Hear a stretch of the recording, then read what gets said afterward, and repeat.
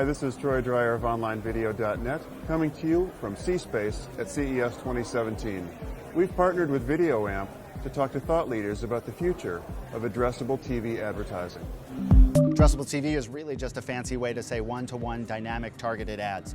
And one of the things it offers is it really removes a lot of the complexity and a lot of the distance between the marketer and the end user to hopefully get more targeted, more dynamic, more relevant ads. Addressable TV is wherever content can find you in this multi-platform world. I define addressable TV as just a way to zero in on the audience you want the most.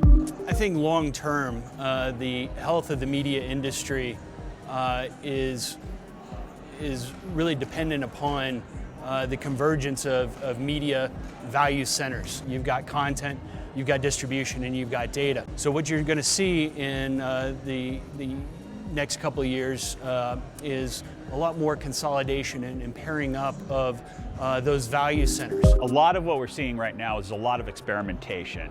And I don't think that there is necessarily a one-size-fits-all, here's how you have to do it in terms of the targets of demographic. What works for one brand is not going to work for another. The ones that are working the best are the ones where there's some sort of deterministic data behavior where you can figure out precisely who that person is and what particular interests they are. So the ability to use first and third party data to really zero in on that person's interests and be able to serve that right creative message at the right time.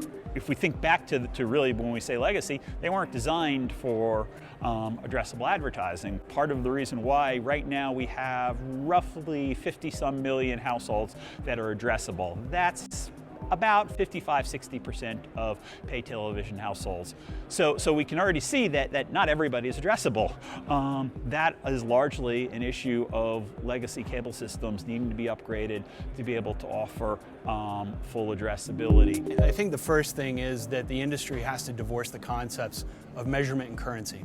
Historically, television has embraced Nielsen as the currency for the system, but they've also looked to Nielsen to be the measurement of television.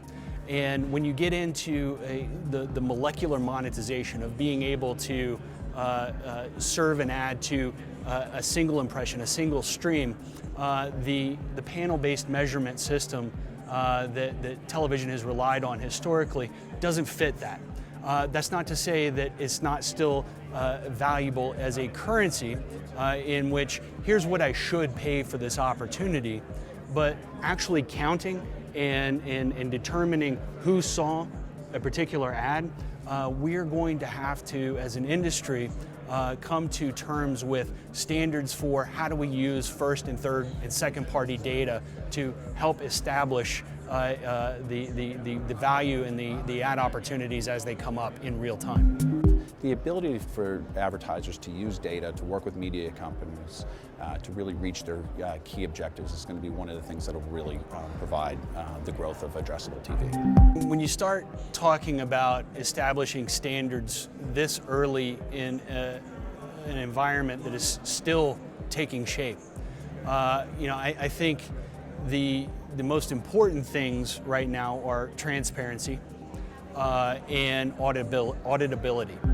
One of the things that's going to be critically important for marketers and for broadcasters and media companies to agree on is how do we measure the success of campaigns, and increasingly that's going to be more directed around key performance indicators around a marketer's campaign rather than just simple exposure around age and gender.